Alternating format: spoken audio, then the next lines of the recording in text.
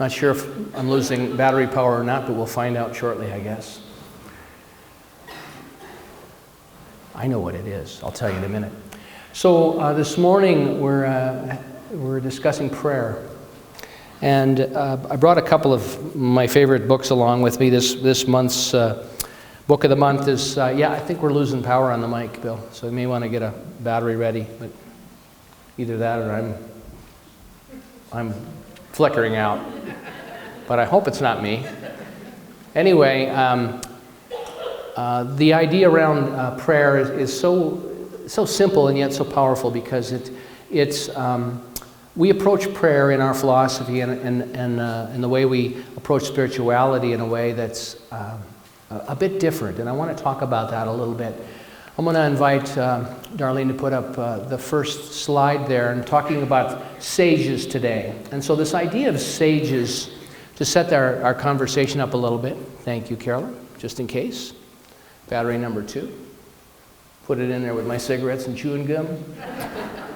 Anyway, and I'm sitting today. I did something to the back of my calf yesterday, and I'm not sure what it is, but I know God knows what it is, and I'm just a little tender today. And actually, I've had a lot of great suggestions as to stories I can make up about it. That I'm auditioning for the part of Walter Brennan in the Walter Brennan story. If you remember the real McCoys, he used to limp around. Hey, Lukey boy. That I pulled it running away from the police last night was another suggestion I got. And all kinds of things. But anyway, I was just a bit too active and popped something. So I just know it's my opportunity to sit today and share with you. But this idea around sages that I wanted to start out with is this. Sages is a Latin word that means to taste.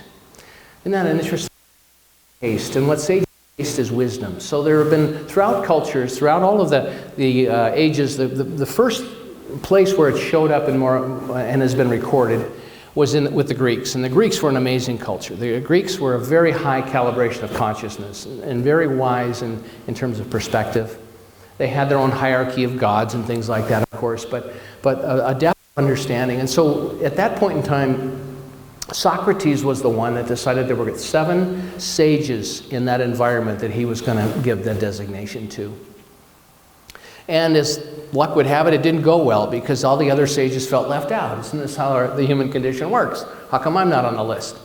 But he identified 7 qualities, and the sages were people that at that point in time were people that could be very succinct. They could answer with great wisdom and with a brevity of what they had to say that brought just infinite clarity and an insight that people could ponder.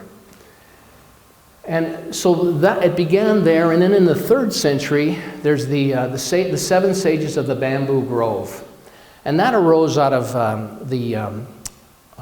one of the dynasties in the 3rd century, and it was along the path of the Taoism. And the Taoist, at that point in time, the 7 sages of the Bamboo Grove were musicians and artists and people that created stuff. And they also love to sing music, and they love to get together and drink wine. And I think it's just such an appropriate, probably, container for the way we do spirituality. I told the musicians at the first service it'd fit right in. But a lot of that activity was not supported at the time. It was very repressive. There were battles over 3 kingdoms. And so these sages wanted to express, they wanted to create, and they came together in a small community, which was a bamboo grove where there was some isolation, and they could come together and celebrate their creativity, their artistry, their poetry, their music, and celebrate life. And so in this beautiful book that inspired this story, The 7,000 Ways to Listen by Mark Nepo, our book of the month, is actually where I'm pulling this story from. It's a beautiful way of saying to all of us, as we all move into this sage consciousness, how do we listen, and what do we listen for and to in our lives? At the beginning, in the presence of sages in this chapter, it said there's 4 types among those who sit in the presence of sages. There's the sponge, the funnel, the strainer, and the sieve. The sponge who soaks up everything. The funnel who takes in at this end and lets out at the other. The strainer who lets out the wine and retains the dregs. And the sieve who removes the coarse meal and collects the fine flour. And so all of us fit into that to varying degrees at different times in our lives. I don't think any of us is one particular thing at any one time. But it's a wonderful metaphor of the process of the journey, the spiritual journey that we're on, and the opportunities that we have. So I wanted to plant a bit of the seed around the sages, in the presence of sages, because at the end of the day, we're all sages. We all get to decide. It's not to defer to someone else, not to say, oh, that person is wiser than me, so I will listen to them. And we've all done that. We've all read. I mean, I've got a book open here that's full of wonderful things by Dr. Ernest Holmes and Mark Nepo and all these great teachers and thinkers. And yet, the opportunity for myself and for you is to understand that it's our opportunity to deepen in our own wisdom and our own connection with Spirit. So on the slide around the insights of prayer, the first one that Dr. Holmes talks about is, he asks the question, because we talk about affirmative prayer here. When we come together in pretty much every activity, we begin by an invocation, a recognition and an invocation of Spirit in our lives. And the question is arise in his textbook, the Science of Mind textbook, on page 149, is our prayers and treatment or affirmative prayer, are they the same thing? And his answer is yes and no. In other words, that if we are praying from, to understand the distinction, if we are praying in our prayer in a connection of oneness, that we realize that there's a power for good that is all powerful, there's an intelligence that supports all of us that we can be connected with, that's all knowing, and that there is this presence that is always present. If we are connected to that energetic, however we pray, however we use our words, then our prayer is in fact an affirmative prayer. And on the other hand, the subtleties of it, and the way I was taught as a young boy, was that to pray to God out there somewhere. God's up there, God's out there somewhere, and what I'm going to do is I'm going to pray to God and hope, and basically what I was doing was begging and pleading, but it felt like prayer to me when I was 5 or 6 years old. And hope that something good would show up. Hope that what I was expecting, what I wanted to have in my life, the new bike or the new sled for the winter or whatever it may be, those were pretty much, my category of prayers at that point in time. I wasn't really interested in world peace, but the point being is that so when we're aware of the presence, so it speaks to me and it suggests to all of us that the first step in prayer is to ground ourselves in the divinity that we are. And when we come together in this sacred space, I think I'm gonna try a new, just because every time it stops, I forget where I am. But I'll tell you a story while I'm doing this. So this guy, because I was limping around this morning and I thought about this. So this guy goes in and he buys a new suit. I can't tell you this while I take the battery out, can I? But he goes, see? Thank you, Bill.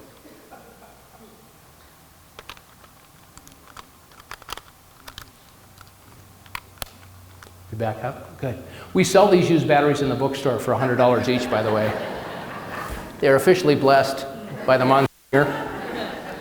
Healing powers beyond capacity.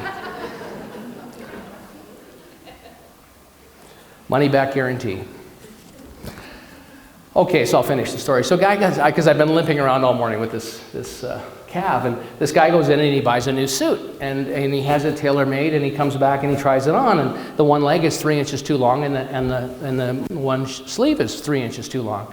So he says to the tailor, this isn't working. Look, I can't see my hand, and he said, my foot's buried in fabric. He said, oh, no. He said, what you do is you put your hand in that pocket, and you pull up. So you hold yourself there, and then you bring this up over like this, and you wear it like that. He says, there you go. And the guy says, really? He says, yeah, it looks fabulous on you. He says, okay. So he walks out of the tailor shop, and he walks by these two men, and these guys say, one guy says, you see that poor crippled guy? And he says, yeah, but did you see the great suit he had on? So anyway, thought about it today. So, do you see the great suit I have on? So anyway, this idea that we connect with Spirit when we do our prayer work.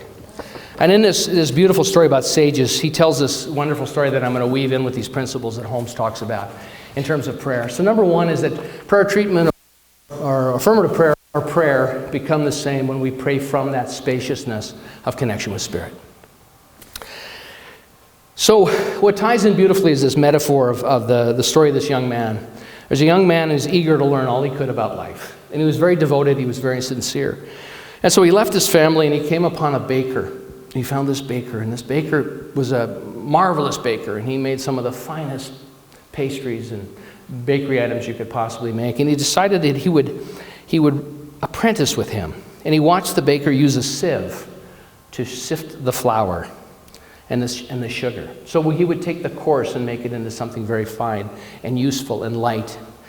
And this young man looked at that and he saw the baker and he said, wow, he said, you know what? I'll sift the best from life. Separating what is gross from what is fine. This is how I'll learn and think and work and love, filtering out the unwanted pieces. So everything unlike what I don't want, I'll sift that out. But while his heart became schooled at sifting out this harsh and the indigestible, he found that basing his life only on what is fine can be dangerous. Like building a house on sand. Once sifted, nothing was foundational and there was nothing substantial enough to stand on. And his life became like powder. But it's important. He found an apprentice. He found a place to learn. He found that learning piece. And so he decided that he was going to develop the discernment of what is fine, what will he have in his life, what will he filter and experience. But he realized it was only one piece. It wasn't create a foundation that he was looking for. In the second piece of Dr. Holmes' discussion about prayer, he talks about laws governing prayer, that there are laws involved with prayer. And laws are things that just simply are. It's not something that we can work around. It's not something that we can short circuit. We simply have to deal with the laws that are available. And he said that we should bear in mind that the prayers which are effective, no matter whose prayers they may be, are effective because they embody certain universal principles which understood can be consciously used. So part of our study and our movement is that we begin to understand the principles so we can consciously use them. So in other words, we're given a tool, and then we need to study the manual of how it operates to the point where we start to embody those principles. Holmes continues, if God ever answered prayer, he always answers prayer. So prayer is always answered. Our prayers are always answered at the level of consciousness that we are. And there's the challenge for us. So if all we're doing is sifting and creating powder in our lives, and there's no foundational piece, if that's our only tool and our only perspective, then we'll have a lot of powder, but we won't have the foundation.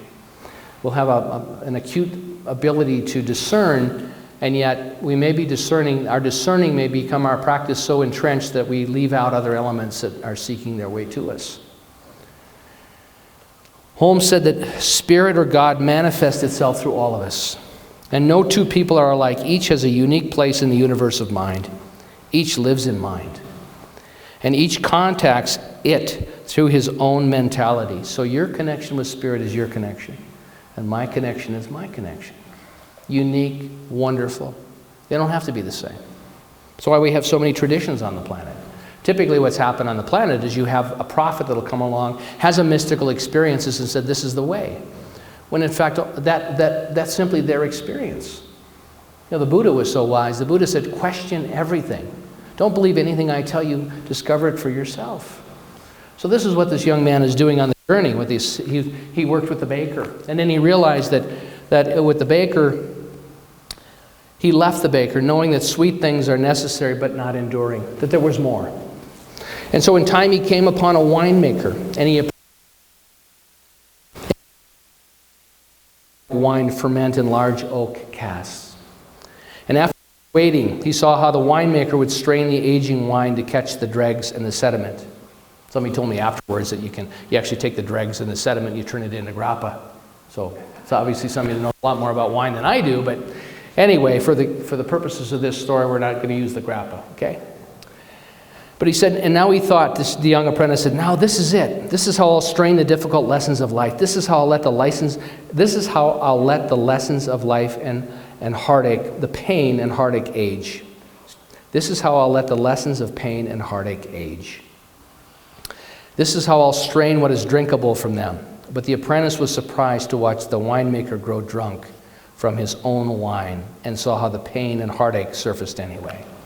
Isn't this how so many of us attempt to do life, with heartache and pain is that we want to stuff it, we want to drink over it, we want to affirm over it, we want to dull the pain. And I love this metaphor, not that I'm happy for this individual, but even though pushing it down, it still bubbles up. The intoxication will distract us for a moment, but it still bubbles up.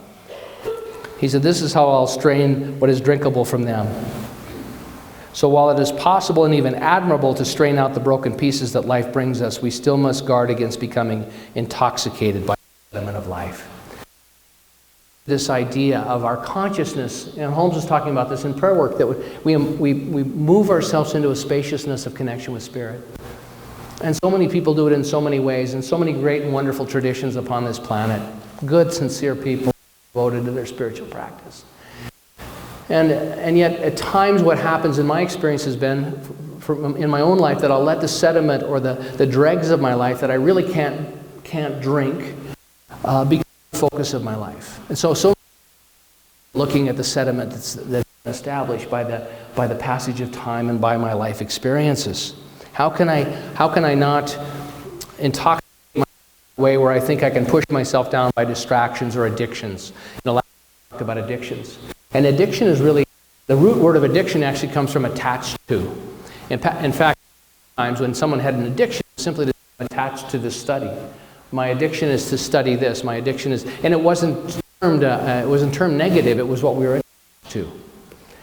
So now the apprentice come to learn a lesson about filtering the wine and about straining out what is from what is drinkable. To strain out the broken pieces of life that life brings us, but to guard against becoming intoxicated by the sediment of life. To understand that's part of it, but it's not the primary focus in terms of our own opportunity and divinity here. Holmes says this, so let me give you an idea about what might be more interesting to be addicted to. On page 151, he said, if one makes themselves receptive to the idea of love, we become lovable. So there's something we can become addicted to in a healthy way. Love of self, love of the environment, love of the planet, love of one another, compassion, care, love at its highest form. Love without expectation. I think what happens for us when we think we love something and then all of a sudden we have expectation, it's not a form of love. It becomes part of that. It becomes that unhealthy form. To the degree that we embody love, we are love. So people who love are loved. Whoever becomes receptive to the idea of peace, poise, and calm, whoever embodies these divine realities, finds them flowing through him, through us, and we become peaceful, poised, and calm. So it's that simple. The value in that. One of the things that Jesus taught in his lessons, if we study the scripture of Jesus, was that, there are many stories in the Gospels where things would happen. There would be a storm upon the sea that they'd be in the boat, and he would remain calm in it. There would be throngs of people that were upset and it looked like a riot was about to break up. And all the time, you always hear about the apostles, those closest to him, that were drawn to him and supported him, wanted to be like him, wanted to be healers and men of great faith. And their faith would waver, and they'd be on that stormy sea, and they'd be shaking in their boots. And Jesus would say, as it was recorded, be not afraid. But what he would do in his practice is he would go away and he would pray. He would go away and he would talk about in Scripture how when he would come back, he would be changed. There would be a renewing. See, what I love about Holmes loved the life of Jesus in Nazareth. Loved and adored that story, all the stories about him. Inspired his ministry, but what he realized, which is a challenge for many, is that he was not the great exception, he was the great example. That opportunity to live in close proximity with the Father, Mother, God is all of ours. And that was the cornerstone of Dr. Holmes' teaching. The next piece is that prayer is essential to happiness. That prayer, having meaningful prayer in our life, is essential to our happiness.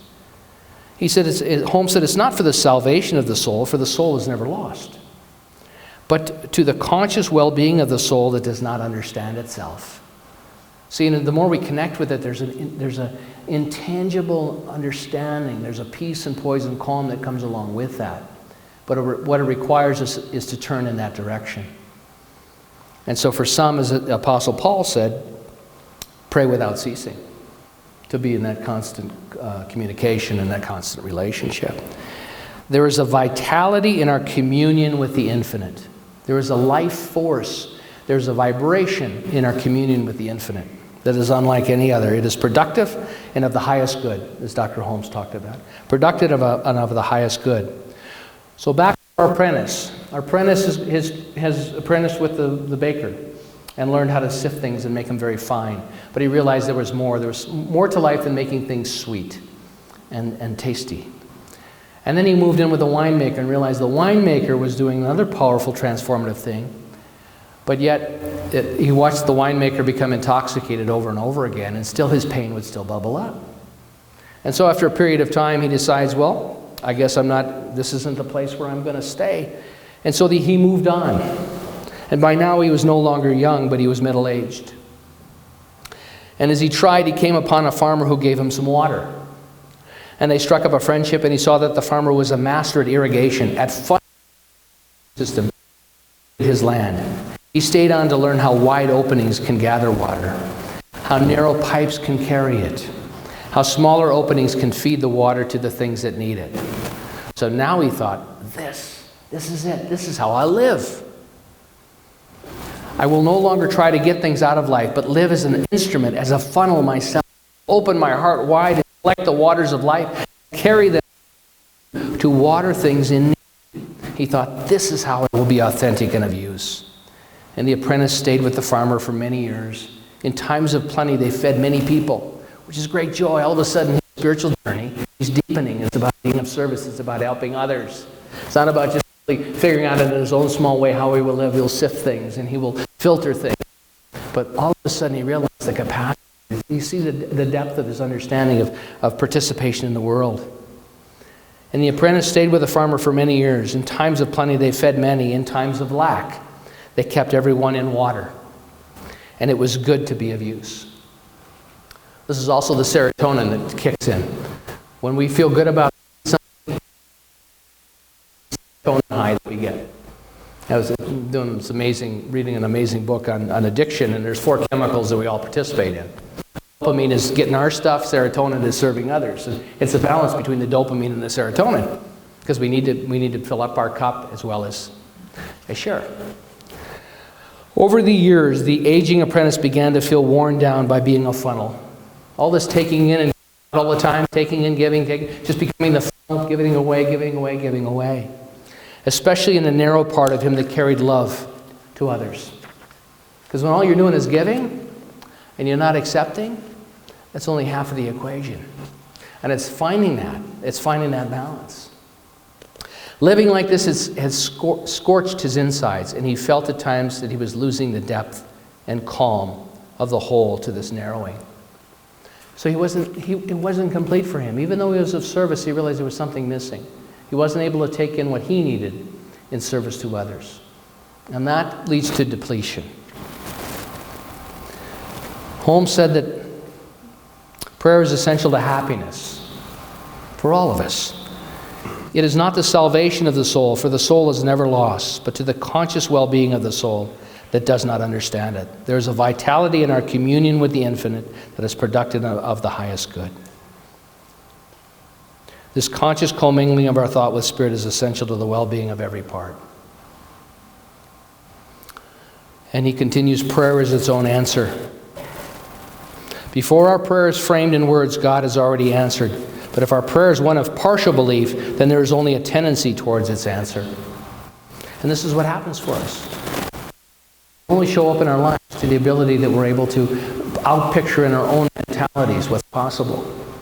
When we were at Center in Florida a few weeks back, we went to one of their rides, and it's called Soarin'. Anybody here been to Soarin'? It's an amazing ride. They put you in a long bench. There's like 15 of you, and you're all strapped in, and then they lift you up, and they put you about 4 feet from the screen, and they show you this amazing images. They're flying over snow, and as they fly over the snow, you can smell the pine trees. And they're flying through this valley, which is actually the valley where my first church was in Fillmore, California.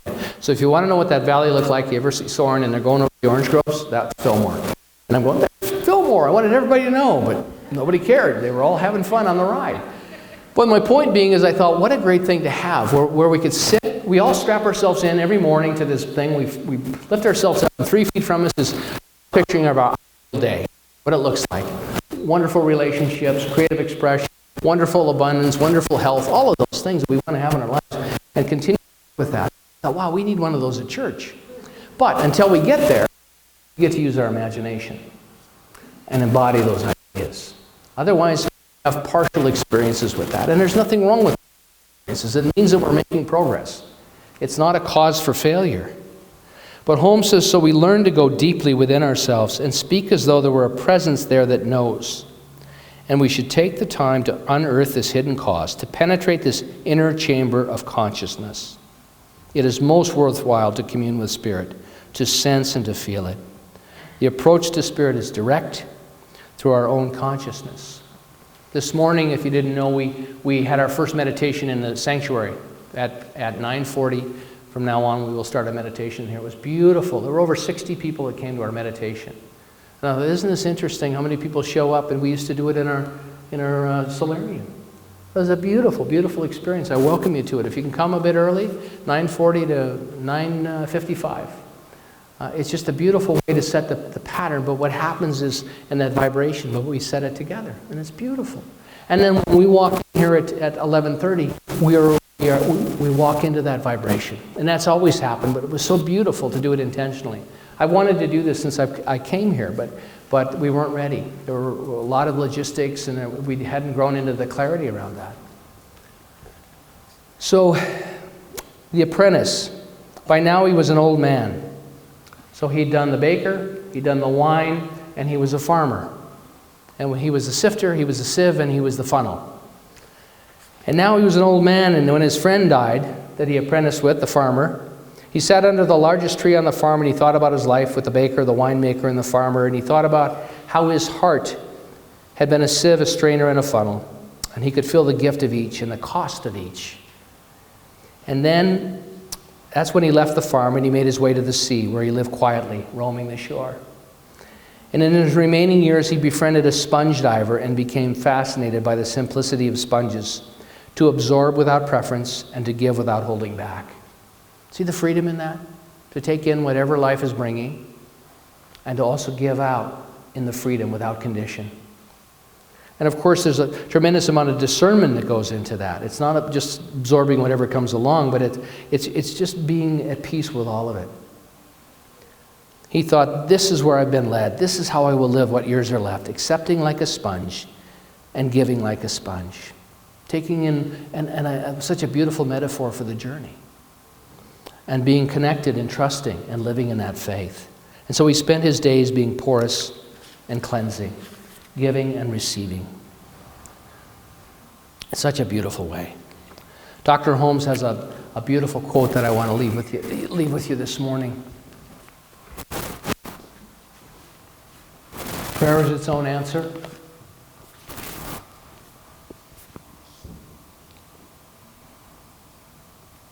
As fire warms the body, as food strengthens us, as the sunshine raises our spirits, so there is a subtle transformation of some invisible force in such communion, weaving itself into the very warp and woof of our own mentalities.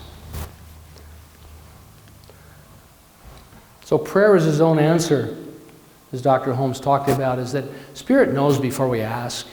When we were in Abidjan, going before John Agad, who's an amazing mystic and quite a remarkable story, but they would say to us that when you get up there, they already know what you're going to ask, so don't worry about it, but just be clear. So the responsibility was for us to be clear, to know what you're going to ask, because if it's not clear, we have to give God something juicy. Gene Houston, amazing teacher, says, give God something juicy to work with, you know?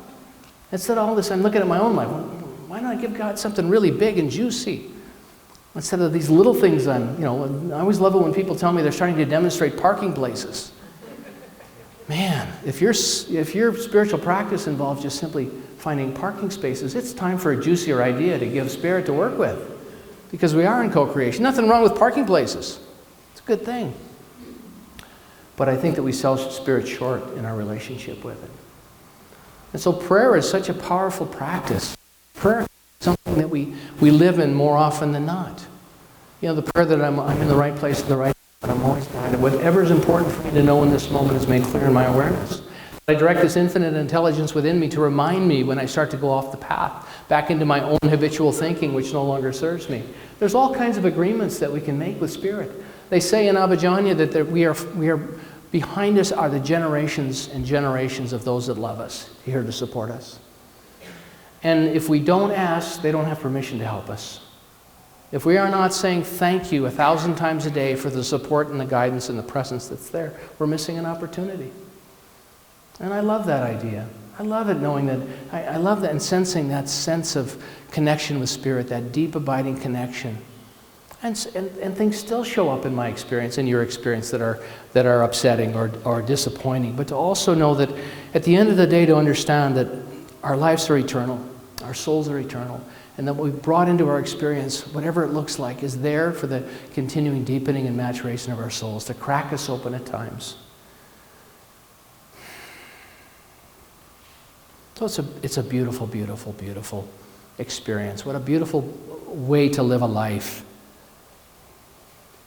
But to also understand the responsibility that's required for all of us to stand in our divinity, to continue to commingle in that experience of Spirit, and to know that if our prayers fall short, it's just an opportunity for us to continue to do more work in our own being, so that whatever I must become, whatever my part to hold and be in this relationship, continues to be made clear for me. And then life and our lives are transformed. It's a beautiful thing. And to also bask in the knowing this day that this is enough, to be here together, to be in love and to be in compassion and to be in celebration. To celebrate this music and have it transform us, to celebrate the consciousness together, to celebrate this space that says, this house is God's house. My life is God's life. And it's true for everyone. Many are not awake to that. Many are not aware of that. Many haven't had the opportunity. But that's the truth. That's why all teachings work. That's why all spirituality has value. And there are mystics, there are people that have mined the depths of their own awareness throughout history that we use as inspiration. So I'm talking to sages. In the presence of sages is what I am today.